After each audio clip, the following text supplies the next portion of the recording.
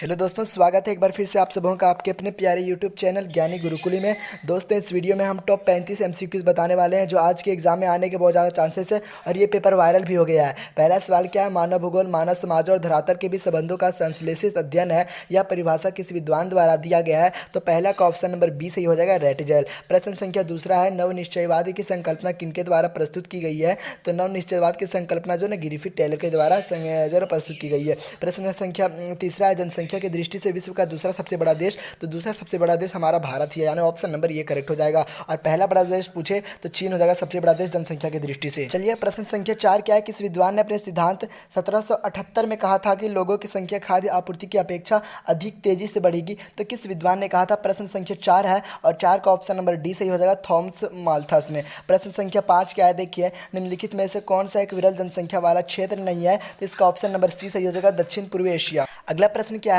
निम्नलिखित में से कौन एक प्रतिकर्ष कारक नहीं है? तो प्रश्न संख्या 6 का जो ना ऑप्शन नंबर सही हो जाएगा डी, शैक्षणिक सुविधा। प्रश्न संख्या 7 क्या है? निम्नलिखित में से किस आयु वर्ग के लोग को कार्यशील जनसंख्या कहा जाता है? यानी कौन से आयु वर्ग जो है काम के लायक होते हैं? तो क्वेश्चन नंबर 7 का जो है ऑप्शन नंबर बी सही हो जाएगा, 15 से 59 आयु वर्ग। अगला सवाल है, भारत में साक्षरता दर निर्धारण हेतु करने वर्ष से अधिक आयु वाले जनसंख्या को शामिल किया गया है? तो इसका ऑप्शन नंबर सी सही हो जाएगा, 7 वर्ष के। चलिए, प्रश्न संख्या 9 देखिए, निम्नलिखित में से किस देश का लिंग अनुपात विश्व में सर्वाधिक यानी सबसे अधिक है? तो 9 का ऑप्शन ये सही हो जाएगा, लाटविया। और अगर पूछे सबसे निम्न यानी सबसे कम है तो संयुक्त अरब अमीरात का। अगला सवाल सवाल नंबर 10 है, मानव विकास की अवधारणा किस अर्थशास्त्री द्वारा प्रस्तुत किया गया था? तो इसका ऑप्शन नंबर डी सही हो जाएगा, डॉक्टर महबूबुल हक। प्रश्न संख्या 11 है, 1990 ईस्वी में कौन सा संगठन मानव विकास प्रतिवेदन प्रकाशित कर रहा है? तो संयुक्त राष्ट्र विकास कार्यक्रम, option number C is correct answer. अगला प्रश्न है, प्रश्न संख्या 12 क्या है? देखिए, विश्व में किस देश द्वारा सकल राष्ट्रीय प्रसन्नता जीएनएच को देश की प्रगति का अधिकारिता मान्यता घोषित किया गया है? तो प्रश्न संख्या 12 का ऑप्शन नंबर सी सही हो जाएगा, भूटान। अगला सवाल है, प्रश्न संख्या 13 है, मानव विकास प्रतिवेदन 2020 के अनुसार भारत का स्थान कौन सा है? तो ऑप्शन नंबर बी सही हो जाएगा, 131वां। प्रश्न संख्या 14, इनमें से कौन प्राथमिक क्रिया के अंतर्गत आता है? तो प्राथमिक क्रिया के अंतर्गत आएगा खनन, option number B is correct answer. चलिए, अगला प्रश्न है, प्रश्न संख्या 16 क्या है? देखिए, 16 प्रश्न संख्या है, कौन सी कृषि प्रणाली भारत में यूरोपीय लोगों द्वारा शुरू किया गया था? तो प्रश्न संख्या 16 का ऑप्शन नंबर ये सही हो जाएगा, रोपण कृषि।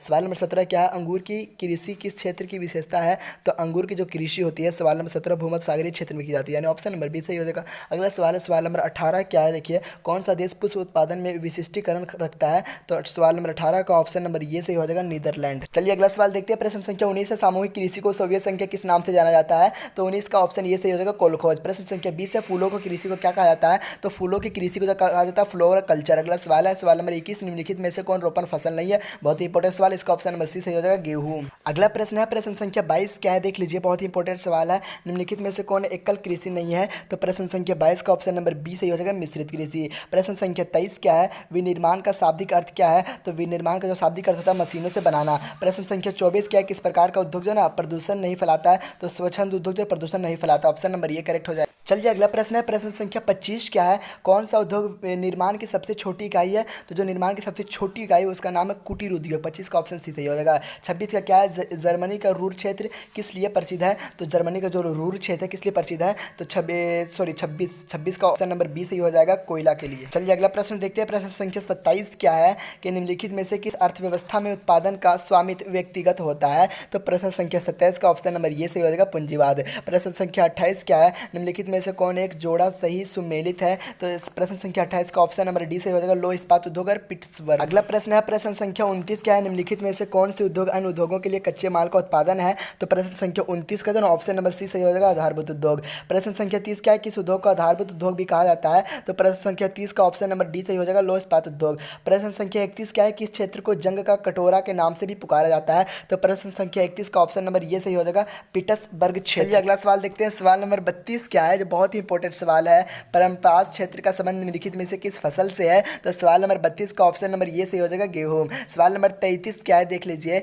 नगरीय क्षेत्र कहलाने के लिए कम से कम कितने प्रतिशत पुरुष श्रमिक और कृषि कार्यों में संलग्न होते हैं? तो प्रश्न संख्या 33 का ऑप्शन नंबर सी सही हो जाएगा, 75%। अगला सवाल सवाल नंबर 34 क्या है? देख लीजिए, निम्नलिखित में से कौन सांस्कृतिक नगर का उदाहरण है? तो प्रश्न संख्या 34 का ऑप्शन नंबर ये सही हो जाएगा, जेरूसलम।